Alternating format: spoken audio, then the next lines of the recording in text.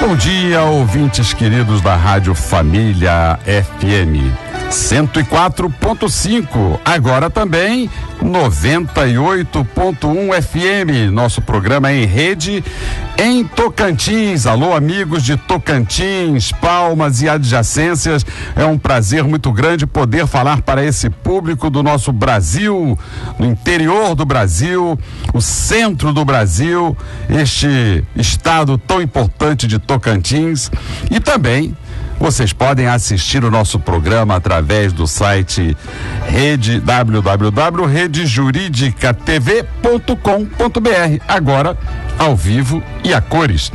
O programa de hoje, queridos ouvintes, você pode participar e deve participar através dos telefones 30790952, 30790938, e você vai estar concorrendo a receber o livro Juventude e Judiciário, Juntos Rumo ao Futuro.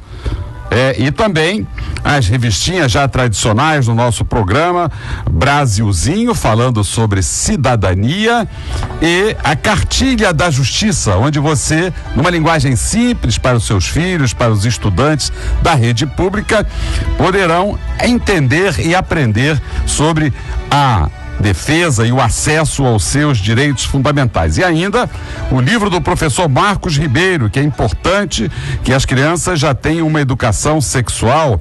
Mamãe, como eu nasci? As crianças estão sempre curiosas, sempre fazendo perguntas sobre esses temas, e nós estamos sorteando para os nossos ouvintes este livro do professor Marcos Ribeiro. E ainda Menino Brinca de Boneca, também do professor Marcos Ribeiro. São livros ilustrativos e educativos que começam a combater a discriminação e o preconceito.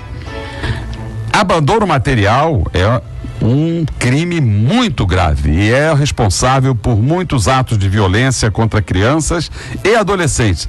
E o artigo 244 do Estatuto da Criança e do Adolescente diz que deixar sem justa causa de prover a subsistência do cônjuge ou de filho menor de 18 anos ou inapto para o trabalho ou de ascendente inválido ou maior de 60 anos, não lhes proporcionando os recursos necessários ou faltando ao pagamento de pensão alimentícia judicialmente acordada, fixada ou majorada, pena detenção de 1 a 4 anos. Mas não estou informando em razão da pena, mas da necessidade e da importância que é dar guarda, dar guarida, dar cuidado para crianças, adolescentes e as pessoas com mais necessidade. O programa de hoje vai tratar de um tema muito interessante, muito importante: o protagonismo juvenil e também a violência nas comunidades depois da chegada das UPPs e antes mesmo. A nossa convidada de hoje é a estudante de Direito, bacharel Lídia Félix da Silva, uma jovem que nasceu e vive na comunidade da Maré, e nós estamos saudando esta jovem cidadã, bacharel em Direito, e vamos fazê-lo através dos nossos apresentadores do programa, o juiz João Batista Damasceno, a quem eu dou o nosso bom dia e peço que já faça a saudação à nossa convidada Lídia Félix da Silva. Bom dia, desembargador Ciro Darlan. Bom dia, desembargador Esteves. Bom dia, Lídia. É um prazer muito grande recebê-la aqui para tratar de um tema tão importante quanto o protagonismo juvenil, que é algo muito recente, né, na história do Ocidente, coisa que remonta aí, né, inicia aí com a geração dos jovens na década de 60, né, quando os jovens nesta qualidade podem ir à rua, né, portando essa qualidade de jovens. Diversamente quando antes era pulava da fase da infância para a vida adulta, tinha que se comportar como adulto, né, na vida pública. Bom dia, ouvintes. Vamos, mais um programa. Agora eu estive em férias nos últimos programas, estava viajando e chego aqui hoje com essa grata surpresa de que o programa agora é ao vivo, transmitido, né, pela internet. E já estamos recebendo telefonemas, doutor Damasceno, dos nossos ouvintes, elogiando a sua performance, dizendo que não sabia que o senhor era um jovem juiz tão bonito assim, como está aparecendo na nossa telinha. A minha mãe sempre falou isso para mim e me convenceu disso também, tá? Então vamos. Então, saudando também o nosso apresentador, o desembargador Antônio Carlos Esteves, agradecendo pela sua presença, e também agora na telinha aqui, para que os nossos ouvintes e agora também espectadores vejam a beleza que não é só a cultura que o senhor tem, que todos os nossos ouvintes já conhecem através do áudio da nossa rádio, mas agora vão ver que o senhor também é um bom pedaço de senhor. Bom dia, Antônio Carlos. Bom dia, desembargador Ciro Darlan. Muito bom dia, meu colega Damasceno, de volta ao programa. Muito bom dia, Lídia. Viu? Você é jovem, você foi jovem. Quando você deixou de ser jovem, foi um momento definitivo, exato, datado? Ou foi aos poucos, tão vagarosamente, que este trânsito se prolonga ainda hoje e se eterniza ou se inferniza, dependendo de você se sentir jovem sempre ou velho eternamente? Nós estamos transcrevendo essa bela apresentação na abertura do nosso programa. Você pode acompanhar, que vai estar presente na nossa fanpage, Encontro com a Justiça no Facebook, e você verá essa bela apresentação, essa abertura fantástica feita agora pelo nosso colega Antônio Carlos Esteves. Minha querida Lídia, foi um prazer te conhecer numa reunião do SEDCA, do Conselho da Criança, e ver como você é uma jovem ativista, uma jovem cidadã atuante e que tem muito a falar sobre essa questão da sua experiência de jovem de comunidade. Você é uma jovem de comunidade, nasceu ali no Complexo da Maré, tão famoso não só pela violência, como a violência institucional, ou seja, pela falta de políticas públicas, pela falta de presença do poder público, mas também pela violência que surge, que nasce de lá, em razão justamente dessa falta de respeito às pessoas que vivem na comunidade da Maré. Meu bom dia, Lídia. Bom dia, desembargadores. Faça uma apresentação sua, por favor. Eu me chamo Lídia Félix, tenho 23 anos e sou moradora da Maré. Eu fui removida de uma outra favela aqui do Rio para a Maré, que eu morava na Varginha, e aí eu fui removida para a favela da Maré. Ao longo desse ano, a Maré foi militarizada. Nós temos atualmente o Exército na comunidade e vivemos um estado de sítio, vivemos um estado de exceção. Como estudante de direito, eu vejo um enorme paradoxo entre a Constituição e o lugar onde moro. Eu vejo que no artigo 5º, que é um artigo importantíssimo, uma cláusula importantíssima da nossa Constituição, existem vários incisos que rezam a respeito da dignidade da pessoa humana, que rezam a respeito da educação. No entanto, todos esses incisos não valem na Maré. Ontem, pelo menos durante essa semana, nós temos incursão do Exército, nós temos o helicóptero sobre nossas cabeças todas as noites, não conseguimos dormir. Existem mulheres grávidas que o telhado da casa treme e é um grande perigo para ela, porque ela está grávida e toma um susto diante daquela situação. É com tristeza que apresento que durante esse ano temos um ano da chacina da Maré, onde mais de 10 pessoas foram mortas arbitrariamente por conta de se manifestarem. Elas foram manifestar e aconteceu um tiroteio. O BOP entrou dentro de uma das favelas da Maré, que fica na Maré, que é a comunidade Nova Holanda, e simplesmente assassinou de maneira arbitrária essas pessoas. Lídia, como é que é a vida de um morador da comunidade da Maré? Existe lá saneamento básico, atendimento médico, escolas, essas coisas que são direitos fundamentais de todo cidadão brasileiro? Isso existe O Complexo da Maré é formado por quantas comunidades, quantas favelas? O Complexo da Maré é formado por 17 favelas. Nós temos escolas que estão extremamente sucateadas, faltam professores, faltam material didático, faltam as matérias mais básicas. Nós temos um posto de saúde, 2 postos de saúde, mais uma clínica da família, na qual não tem médicos. Você quer marcar uma consulta e demora muito. Então, o UPA, nós temos a unidade de pronto atendimento, no qual o atendimento também é demorado. E há um tempo atrás, essa unidade foi fechada pelo governo do estado, alegando que não era para atender bandidos. Só que você tem uma comunidade ali, onde as pessoas não moram só bandidos, e mesmo se morassem, todos têm direito à saúde. Você é da área do direito, você é estudante de direito. Você já viu alguma intervenção judicial? Existe algum posto da OAB ali dentro, da Defensoria Pública à disposição da comunidade? Ou do judiciário. Do judiciário também. Nos aeroportos, no Maracanã, né? O judiciário tem alguma coisa? O judiciário lá? O que temos na Maré são os grupos de ativistas que entram em contato com alguns advogados, com núcleos de advogados, e aí núcleo de direitos humanos da OAB. E, por exemplo, no dia da incursão, o núcleo de direitos humanos estava lá. Tivemos vários advogados ativistas que estavam lá, mas não existe um núcleo... Direitos humanos da Defensoria Pública? Da OAB. Da OAB, tá. Da OAB. Núcleo de direitos humanos da OAB. Mas no dia da incursão eles estavam lá. Só que eles saíram, e depois que eles saíram, a situação ficou muito pior. Então, enquanto nós tínhamos os advogados ao nosso lado, na favela, a polícia não cometeu tantas arbitrariedades. Mas assim que eles foram embora, aconteceram diversas arbitrariedades. Inclusive, nesse dia, foram um dia que fizeram prisões de diversos adolescentes que foram para a rua porque um adolescente tinha sido morto.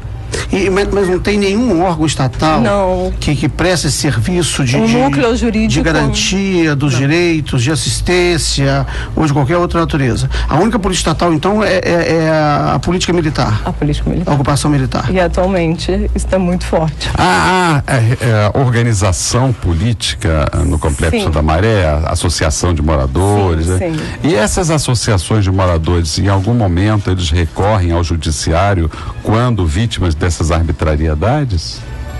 Quando nós temos as arbitrariedades, quando a associação de moradores, assim como todos os moradores tomam conhecimento, nós procuramos os advogados. E alguns moradores, eles procuram os seus advogados particulares, mas a grande maioria nós estamos articulando um grupo de moradores dentro da Maré, na qual nós fazemos esse trabalho de base. A gente está conversando com os moradores, está informando aos moradores dos seus direitos, porque muitos deles não sabem que têm direitos, né? A gente sabe que tem deveres, mas os direitos são poucos. Então, muitos desconhecem os seus direitos, e aí é importante a gente estar fazendo esse trabalho de base com um grupo de moradores. Existem vários grupos de moradores da Maré que são independentes de instituições e que se uniram a favor da favela, para debater a questão da favela e sobre as favelas do Rio. Inclusive, teve um ato no dia da Copa, no dia da final da Copa, em que diversos núcleos, diversos moradores de favela foram para a Praça Sans Penha protestar a respeito das violações de direito que estavam acontecendo. E foram arbitrariamente, oprimidos pela polícia, inclusive ficaram em determinado momento em cárcere. Né, os policiais cercaram a praça e eles ficaram ali no meio e falaram que ninguém podia entrar e ninguém podia sair. E tinha gente da comunidade da Maré ali. Tinha. Eu anteontem, eu estive com um professor que dá aula na Maré, e ele me falou que saindo à noite, né, com o carro dele lá da escola, ele quase foi atropelado, foi atropelado por 2 carros, urutus, do Exército, que estavam correndo, né, numa arruela, né, e ele estava até assustado. Se ele não tivesse encostado, o carro teria, o tanque do Exército teria passado em cima do carro dele. E isso foi uma ocorrência isolada, né, ou isso acontece... Ele chegou a me dizer, olha, teve uma moradora que me disse que à noite, né? O pessoal está lá no quartel, eles saem para dar ronda com os tanques. Aí eu falei, mas você viu isso? Não, eu não vi. Aí o que ele me falou, assim, eu posso presenciar tão somente ao acidente que quase aconteceu comigo, né? Mas não viu outras ocorrências. Você que mora lá, isso é comum? Como é que funciona isso lá, Lídia? Sim, infelizmente isso é comum. Eu moro em uma das favelas e certo dia o exército entrou e eles foram, alguns moradores xingaram eles por conta da situação. E aí eles apreenderam um desses moradores que haviam xingado eles e levaram. Foi detido e foi levado. Só que eles voltaram em represália e acabaram prendendo uma pessoa, um morador que não tinha nada a ver com a situação, que estava sentado bebendo com os amigos. E ele falou que aquele morador tinha xingado ele, só que aquele morador não tinha xingado. E usou de abuso de autoridade e quis levar o morador. Os moradores não deixaram. E aí, esse morador que foi preso pelo exército, esse morador que o soldado falou que ele tinha xingado ele, tomou um tiro de borracha a queima-roupa. Uma mulher que tentou ajudá-lo quase tomou um tiro de borracha no pé. Eles espalharam spray de pimenta porque atualmente isso é uma prática constante, né? Jogar spray de pimenta a qualquer momento. Então tinha crianças na rua e tiros de bala de borracha, isso quando não se usa.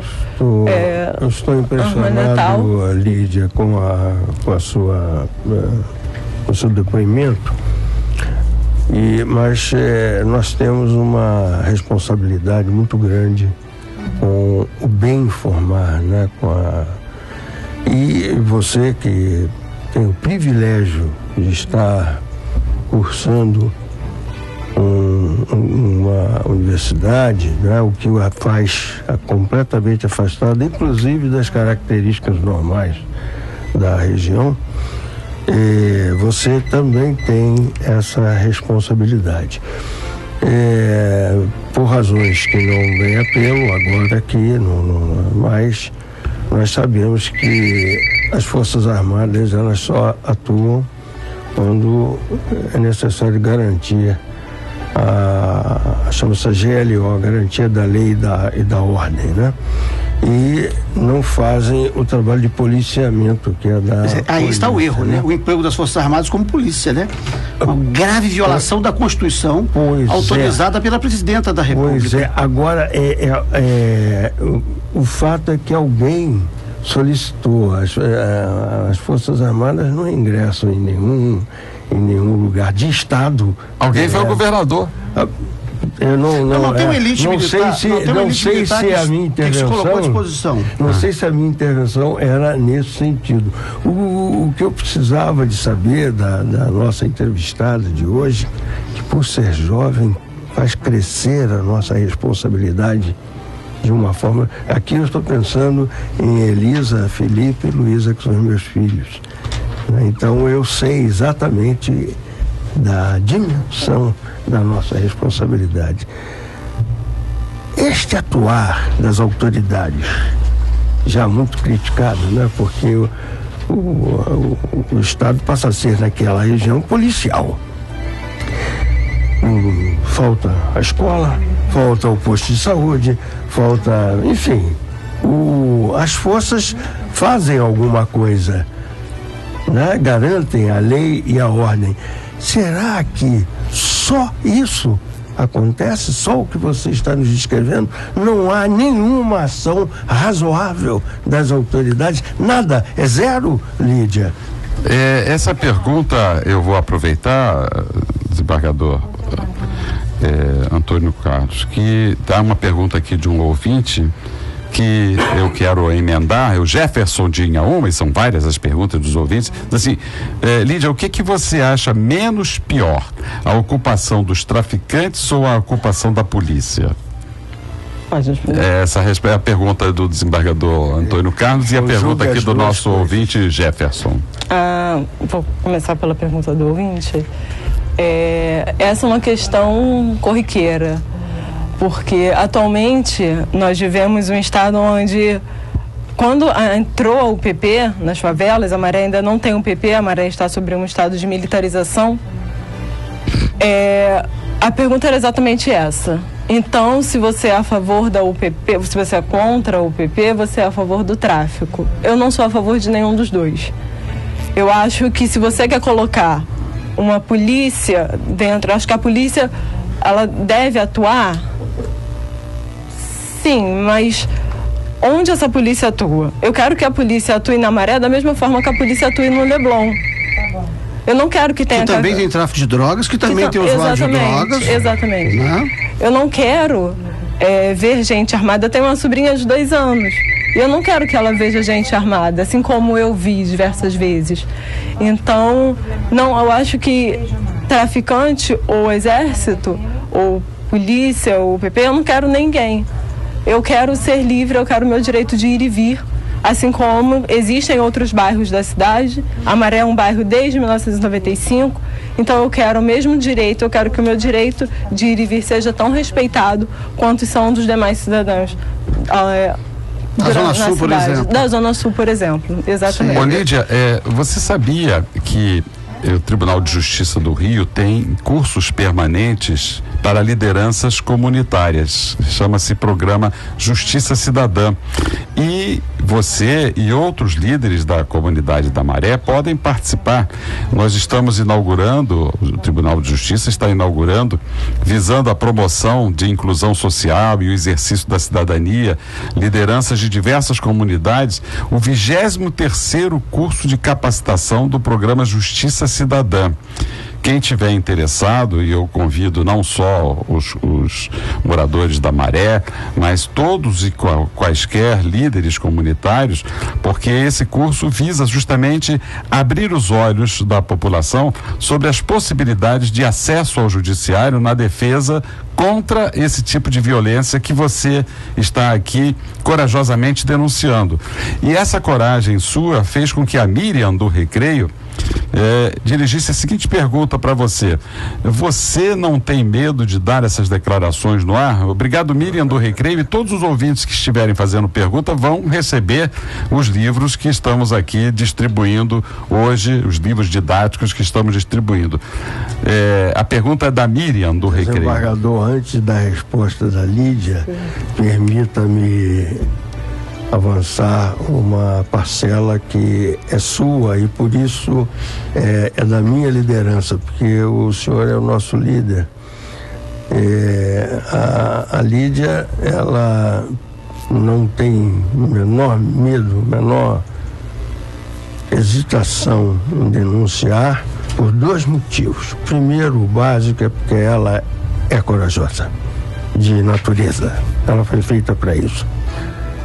E o segundo, apenas em ordem de colocação, não de importância, é que o que acontecer com você, Lídia, estará acontecendo comigo.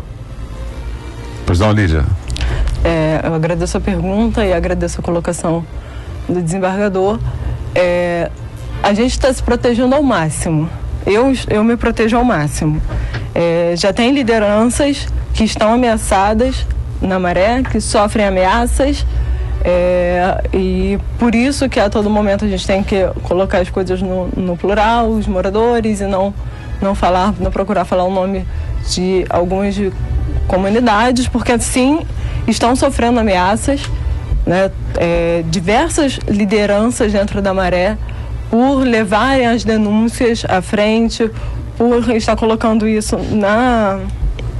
junto ao judiciário até mesmo, já sofreram ameaças e estão sofrendo ameaças permanentes. Em relação às ameaças, se eu tenho medo, eu acho que eu tenho que expor isso. Alguém tem que saber. Eu não posso... O medo, ele é utilizado para nos calar. Eu não posso me calar diante de uma situação dessa. São milhares de pessoas que estão sofrendo a mesma coisa que eu, ou até muito pior que eu. Eu sou mulher. Os homens sofrem muito pior. Os homens e os homens negros dentro da Maré sofrem muito mais que eu. Mas, Lídia, você está colocando você colocou essa questão da militarização. Quando o presidente Lula mandou o exército brasileiro ao Haiti, né? E o Haiti foi transformado né, num país com características similares ao Complexo da Maré. Eu falei assim, isto é para colocar o exército depois nas nossas favelas, né? E hoje, né, temos aí o exército usado em papel de polícia, contrário à Constituição. Temos aí a Força Nacional, que é algo que não tem previsão constitucional nem previsão legal. Tem uma proposta já tramitando em vias de aprovação no Congresso Nacional de transformar as guardas municipais em polícia, né? Tem essa portaria da garantia da lei e da ordem, GLO, né? Que é uma violação ao Estado de Direito, né? É muito emblemático isso que você fala, que a Constituição, né, tem um artigo 5º, mas que na Maré é letra morta, né? Que na Maré aquilo ali não tem vigência, né? A inviolabilidade do domicílio, a dignidade da pessoa humana, né? O princípio da inocência, né? É muito emblemático. Isso eu tenho acompanhado isso, né? Eu tenho uma longa história de vivência e de convivência nas periferias da cidade. Moro na Zona Sul, né? Então hoje eu moro na Zona Sul e sei muito bem a diferença. Trabalhei nos últimos 18 anos, né, da minha carreira, anteriormente ao lugar onde eu estou hoje, em Magé e Nova Iguaçu. 3 em Magé, 15 em Nova Iguaçu. Então eu conheço uns 18 anos, né, convivendo, né, fora, né, dessa região, né, mais privilegiada do tratamento do Estado. Então é muito emblemático que você faz e é muito interessante que você venha aqui, né, dizer isso, a sua vivência cotidiana do lugar que você mora. Porque e, evidentemente, o morador da comunidade, o morador da periferia tem o mesmo direito, né, do morador da Zona Sul, onde a Constituição tem vigência. Porque este é o programa Encontro com a Justiça. Daí porque temos eleito hoje este tema, né? E trazendo aqui uma jovem estudante de direito com toda essa sua experiência na liderança de comunidade. E os ouvintes estão participando através dos telefones 30790952, 30790938. E agora nosso programa é ao vivo e a cores através do www.redejuridicatv.com.br e também em rede com o estado de Tocantins, através da 98.1 FM. Alô, povo de Tocantins, estamos aqui com o programa Encontro com a Justiça. E a Silvânia de Nilópolis pergunta, Lídia, na sua opinião, qual é a necessidade primordial das comunidades do Rio de Janeiro? A necessidade primordial são tantas. Que respeitem a dignidade da pessoa humana, das pessoas que moram lá. Que respeitem a nossa dignidade, que possam nos ver como cidadãos. Nós somos cidadãos, nós atuamos, nós construímos essa cidade, né? Nós descemos, algumas pessoas usavam a expressão quando o morro descer. Eu digo, eu não moro no morro, eu moro no plano, mas o morro desce todo dia. Nós descemos todos os dias para dirigir os ônibus, nós descemos para arrumar, nós descemos para dar aula, nós descemos para atuar como no judiciário, como defensores. Então nós descemos todos os dias. E nós só queremos que respeitem os nossos direitos, que o mesmo direito que tem a vigência nos demais locais da cidade tenha vigência na Maré.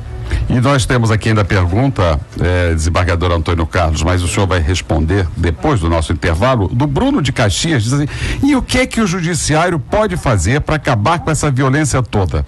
Como pode ajudar? Pois é, Bruno, pois é. Você sabe, a população de uma certa forma sabe, porque não precisa ter formação jurídica, não.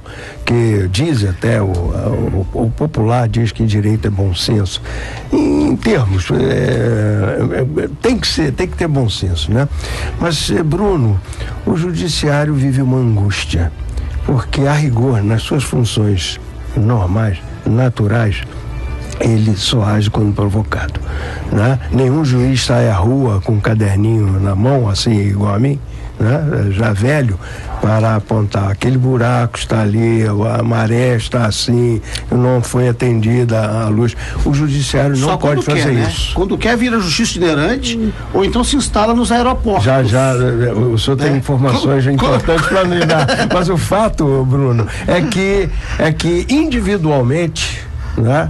A consciência do magistrado o faz participar das comunidades, o faz participar das escolas, o faz participar dos presídios, o faz participar dos programas como este, Bruno. Olha o que o judiciário está fazendo, é encontro com a justiça, Bruno. Então, nós estamos recolhendo aquela nossa parte interna, que não é corruptível jamais, no sentido de deixar que a nossa veia altruística funcione, o nosso amor pelo próximo funcione. E muitos do judiciário fazem isso, Bruno. Só assim, institucionalmente, não. A Carmen, lá da Ilha do Governador, Lídia, me pergunta, né? Como o morador se sente quando vê o BOPE subindo o morro? Ou no seu caso não é subindo o morro, no seu caso é adentrando na comunidade. Adentrando as comunidades da Maré. O BOPE é o órgão que dá mais medo, vamos dizer assim. Ele é preparado para entrar e, como já dizia a música do Tropa de Elite, entrar na favela e deixar corpo no chão. Como moradora, você tem receio quando vê diversos homens entrando e adentrando na comunidade, super armados, e você sabe exatamente o que eles vão fazer. Quando aconteceu a chacina na Maré, o BOPE entrou. Então, o BOPE entrou e os moradores se uniram no fim da tarde para estar expulsando o caveirão, para estar pedindo para eles irem embora, porque não aguentavam mais ficar dentro em cárcere privado e sendo xingados a todo momento. Então, a sensação é das piores. Eu acho que enquanto todos os moradores de favela sabem exatamente o que eu estou falando, é terrível. Você se sente totalmente vítima quando, na verdade, você não sabe o crime que você cometeu. A Ana Cristina, lá de Jacarepaguá, Lídia, diz assim: gostaria que todas as comunidades tivessem pessoas como a Lídia, que tem a coragem de falar o que pensa. Então, Ana Cristina, aqui muitas lideranças sigam o exemplo de Lídia, assumam a sua cidadania e corajosamente venham ao nosso encontro, o encontro com a justiça, façam as suas denúncias, a Defensoria Pública, a Comissão de Direitos Humanos da Alerj, a Comissão de Direitos Humanos da OAB. Se você não tem a coragem que a Lídia tem, você pode fazer essas denúncias e faça essas denúncias de uma forma anônima ou de uma forma que peça que o seu anonimato, mas assumindo a responsabilidade por aquilo que está fazendo, né? Porque fortalece a denúncia. Quando há anonimato, enfraquece muito a denúncia, mas como se faz assim como a Lídia está fazendo, fortalece a denúncia e obriga a autoridade a tomar providências. A Daniela, lá de Olaria, Damasceno, está te perguntando assim: doutor Damasceno, qual é a sua sugestão para resolver o problema das ocupações policiais nas comunidades? Obrigado, Daniela, pela sua pergunta, e você pode vir buscar aqui o livro que você escolher, que nós hoje estamos distribuindo para os nossos ouvintes e telespectadores, como esses dois do professor Marcos Ribeiro, Menina Brinca de Boneca, ou ainda Mamãe, Como Eu Nasci, e os livros da Cartilha da Justiça, e ainda o Brasilzinho sobre Cidadania, e ainda Juventude e Judiciário, juntos rumo a um futuro justo. Doutor Damasceno, uma pergunta do nosso ouvinte. Pois é, Daniela, a primeira coisa que nós precisamos distinguir é a ocupação militar de governabilidade. Não se pode pretender a governabilidade com ocupação militar. Quando se tem uma guerra, o objetivo do militar não é outro senão ocupar um território, e tirar de lá o que é considerado inimigo. Derrota o inimigo, mata o inimigo, isso é guerra. Destrói as casas dele, destrói o bairro inteiro, a cidade inteira, se for preciso. E aí, no momento seguinte, essas forças militares vitoriosas, elas se retiram e passam o poder para aqueles que vão exercitar a governabilidade com o consentimento da sociedade. A gente pega o exemplo da Segunda Guerra Mundial.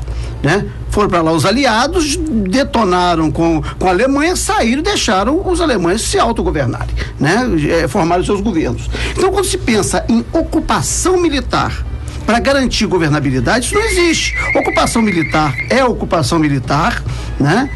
O objetivo do militar é guerra, é ver o outro como inimigo, né? Subtrair seus direitos e eliminar seus corpos, eliminar suas vidas. Então isso é um erro, essa política que pensa que é possível governar, né, com forças militares. Não se governa, né, com tanques. Veja, né? senhores então ouvintes. a minha proposição, né, e eu venho criticando isso desde as ocupações militares, é que o Estado não pode voltar as suas forças armadas contra a sua população. É preciso buscar, né, resolver os problemas pelos modos adequados, e eles existem. O problema é que quem está formulando essas políticas está formulando pelo pior viés, que é o viés, né, do militarismo, e é o arrepio da Constituição, porque a Constituição, no artigo 142, não autoriza a intervenção das Forças Armadas nesses casos, e no artigo 144, quando fala em segurança pública, não elenca as Forças Armadas como as forças capazes de garantir a segurança pública. Então o que nós estamos tendo aqui é um estado de exceção. O que essas pessoas que estão gestando e implementando essas políticas públicas estão fazendo é violando a Constituição, é rasgando a Constituição. Estão fazendo a mesma coisa que os gorilas fizeram, né, em 64, 68, 69, durante a ditadura empresarial militar.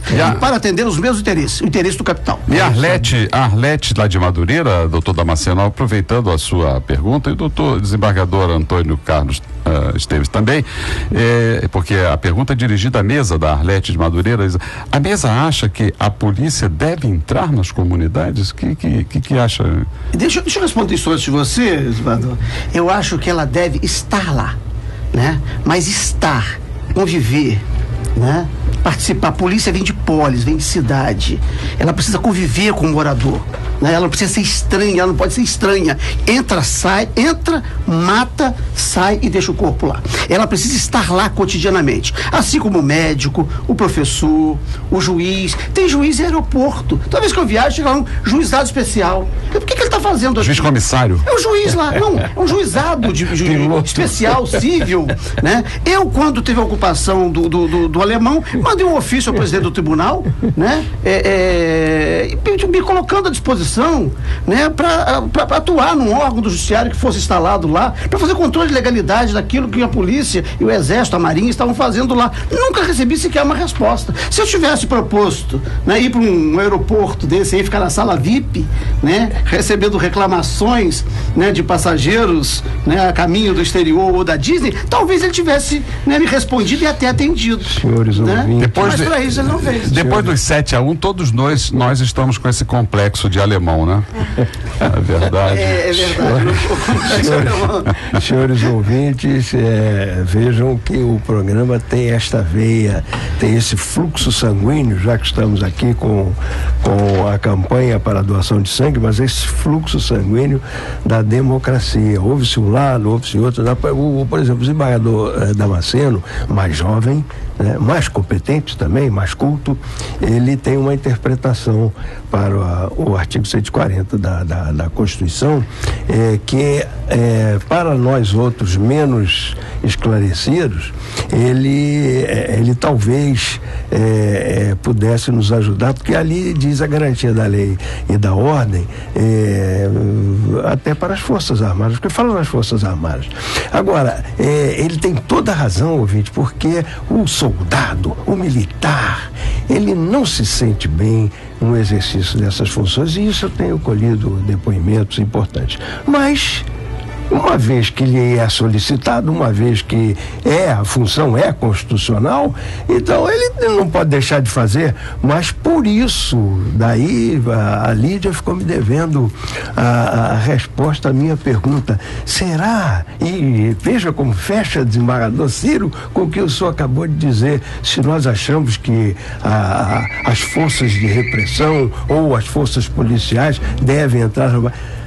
Devem sim, quando for para defender o cidadão, quando for para defender aquele que lá está, quando for para fazer, para a garantia dos direitos, sem sombra de dúvida, eu não tenho dúvida disso. Agora, as distorções, essas serão combatidas não por eles, mas por mim. E aí, em cima disso que o senhor está falando, desembargador Antônio, olha só como a interação dos nossos ouvintes é perfeita, né? 30790952, 30790938, e o ouvinte, ao ouvir as suas palavras, o Anderson de Jacarepaguá já telefonou e diz o seguinte: eu sou policial e ele diz, não é bem assim. A polícia cumpre o que o governador determina e já prendeu muito bandido e traficante, além de ajudar a trazer a cidadania para as favelas. O problema é que não existe uma ação social do governo depois da ocupação.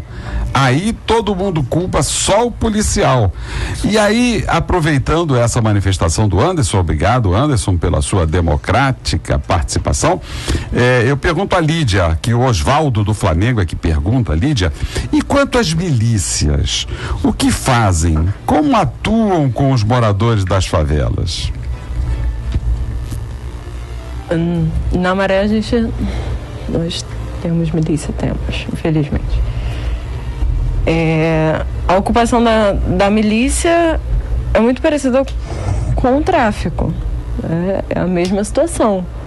Só que eu nunca morei em favela de milícia, então é complicado eu estar falando isso, mas nós temos ali a mesma situação, só que algumas não tem pessoas armadas, mas é a mesma situação. O morador fica tão refém quanto ele fica refém quando se tem tráfico, quando ele fica refém quando se tem a ocupação. E aí, respondendo a pergunta do desembargador Antônio Carlos, o Exército, na primeira semana que ele entrou, as pessoas houve algumas ações de identidade, de retirar o RG, de regularizar, mas depois não, pelo menos que eu saiba, não houve mais ações a respeito disso.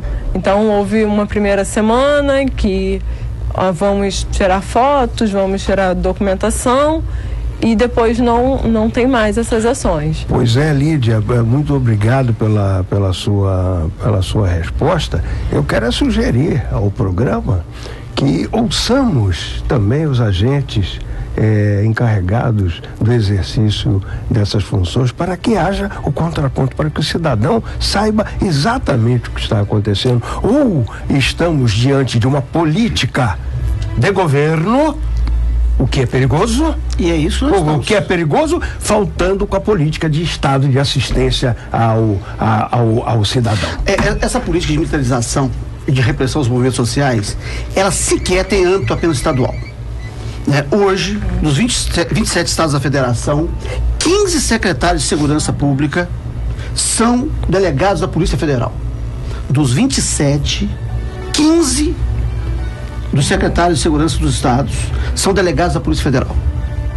E estes secretários, inclusive o Rio de Janeiro, né? Está aí o secretário de Beltrão, que é delegado novo, que a história dele na Polícia Federal não é de delegado, ele era funcionário.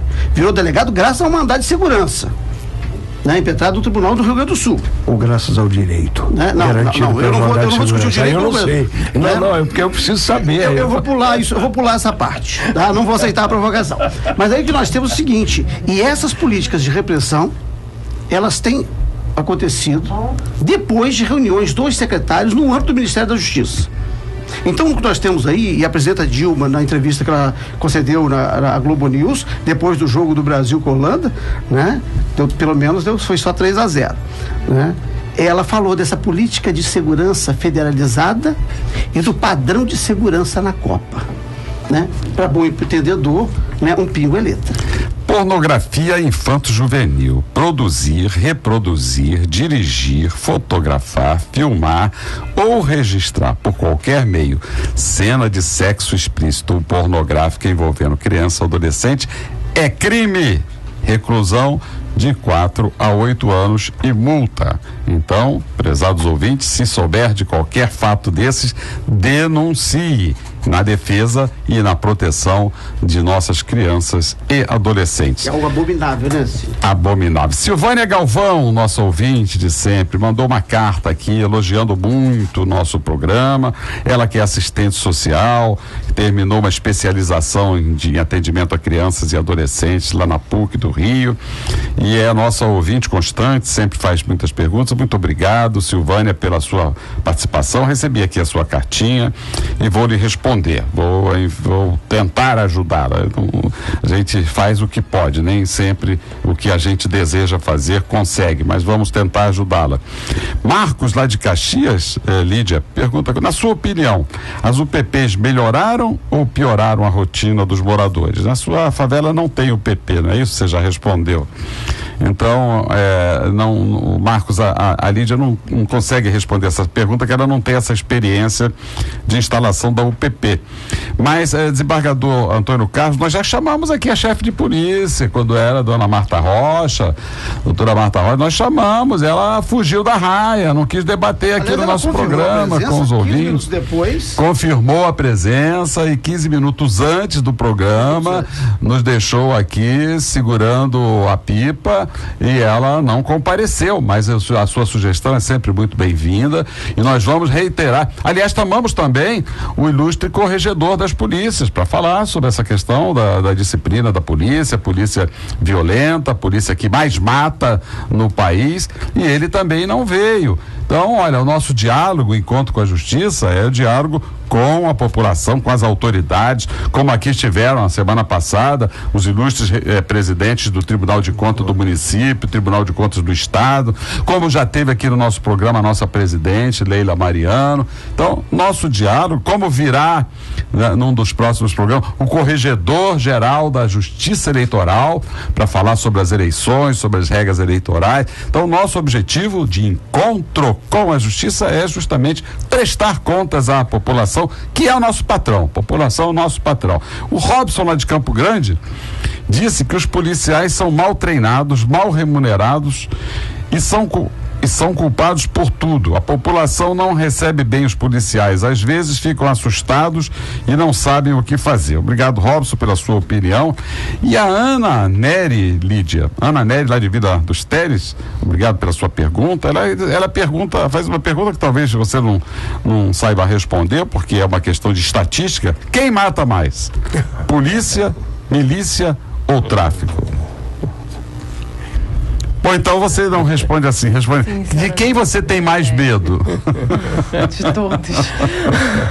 Eu tenho medo de todos. A gente não. Eu sempre falo isso, um institucionalizado, então teoricamente ele deveria nos proteger. O outro não é institucionalizado, mas também mata. Não sei, sinceramente, não sei quem mata mais, porque eu costumo dizer que nós temos uma grande empresa chamada Tráfico de Drogas, na qual nós temos pontas dessa empresa, porque entendo que o policial é um trabalhador e que não posso colocar toda a culpa de uma política de segurança em cima do agente policial, do trabalhador policial. A importância do linguajar de uma líder comunitária que domina o vocabulário jurídico. Isso que ela está dizendo talvez tenha sido a coisa mais importante de hoje, porque ela compreende que o agente executor, ele não é o culpado direto da formulação da política. Isso e essa é política coloca essa pessoa. Senhores ouvintes, estão de parabéns, porque hoje ouvimos a voz de uma pessoa que está sincera e competentemente ligada à explicação justa. E corajosamente, porque, Lídia, nós queremos começar os nossos agradecimentos a você. Lídia, uma jovem estudante de Direito, moradora do Complexo da Maré, que veio aqui com muita coragem dar o seu depoimento sobre o direito dos cidadãos que vivem em comunidades abandonadas. Nós temos muito orgulho de ter realizado esse programa com você, porque nós estamos precisando muito de lideranças jovens como a sua. E lideranças que estão sendo caladas por esta política policialesca de violência, que está aprisionando lideranças jovens que ousam se manifestar por um Brasil melhor, por um Brasil mais justo. No Brasil inteiro, né? No Brasil inteiro. A política federalizada que eu abordei aqui, né? Eu também tenho, né, muita admiração, Lídia, por essa sua militância, por essa sua atuação e por você estar buscando o direito, né? Num momento como este, muitas vezes você, para que serve o direito numa hora dessa? Eu tenho muita admiração por aquelas pessoas que durante o Estado Novo se discutia se o melhor caminho para o Brasil era o fascismo ou o nazismo, e aí tinha alguns que falaram assim, não, o caminho há de ser outro. Durante a ditadura empresarial militar, né, que alguns aderiram, né, à truculência do regime, outros, inclusive a nossa atual presidenta, optaram por aqueles atos heróicos, né, mas inconsequentes da luta armada, né, muitos amigos meus inclusive, né, atos inconsequentes e que acabaram por referendar, né, por permitir que o regime endurecesse mais ainda, mas teve aqueles também que disseram, não, o caminho é outro, é o restabelecimento do Estado de Direito, e dentro dos quais estava Raimundo Fauro. Eu acho que nesse momento a gente pode fazer, como Raimundo Fauro, né, o caminho, né, não são as aventuras, né? O caminho, né, não é a truculência. O caminho é o restabelecimento do Estado de Direito. É muito interessante você ter escolhido o direito, né, participar dessa reconstrução, né, do Estado de Direito, né, neste momento de ascensão do Estado policial. Né? Parabéns a você pela sua atuação, pela sua escolha profissional, tá? E nós estaremos sempre juntos. E eu concluo o programa, Lídia, com uma pergunta da nossa ouvinte Camila, de Copacabana, que pergunta a você. Qual é a ação que as associações de moradores da Maré têm para combater o tráfico e ajudar a população? Camila, eu reitero que nós do Judiciário estamos oferecendo cursos de capacitação para as lideranças das comunidades. A Lídia já tomou ciência, vai levar isso para a comunidade da Maré e vai, inclusive, ela, se assim desejar, participar desses cursos de orientação, de ajuda. Não é curso para cercear, pelo contrário, é um curso para estimular uma liderança responsável. E eu dou as palavras finais para você, Lídia, agradecendo muitíssimo pela honra e pelo orgulho de ter você aqui como protagonista de mais esse encontro com a Justiça. Obrigada, agradeço a mesa, agradeço ao desembargador Ciro, desembargador Antônio Carlos e Juiz Damasceno, aos ouvintes, e agradeço sobretudo a minha escolha de direito por conta, sim, do lugar onde eu moro, por conta, sim, de morar na Maré e de ver tantas violações acontecendo. Agradeço a todos os moradores que me ajudaram a estar aqui nesse momento. O que acontece hoje na Maré, infelizmente acontece em várias favelas do Rio, então eu estou aqui, mas enquanto liderança nós temos diversas lideranças dentro da Maré e em todas as outras favelas. A respeito das pessoas que infelizmente estão presas por conta de se manifestarem, acho um paradoxo essa questão, porque nós vivemos em um Estado democrático de direito, teoricamente, e nesse Estado democrático de direito temos pessoas presas por se manifestarem. Né? Isso é uma questão que tem que ser discutida, tem que ser vista. E agradeço ao convite e agradeço a todas as pessoas que participaram e, sobretudo, as lideranças comunitárias e todos aqueles que vão para o embate e que jamais deixam de falar a respeito da favela, todos os que lutam pela favela, que têm o meu apoio e que são pessoas que eu respeito demais. Sim, a todos que ajudaram, obrigado. Muito obrigado, Lídia, muito obrigado a todos nossos ouvintes do Rio de Janeiro e agora também de Tocantins e os ouvintes que assistiram aqui o nosso programa ao vivo e a cores através do www.redejuridicatv.com.br e pode repetir, pode assistir esse programa o dia inteiro e até sexta-feira, se Deus quiser.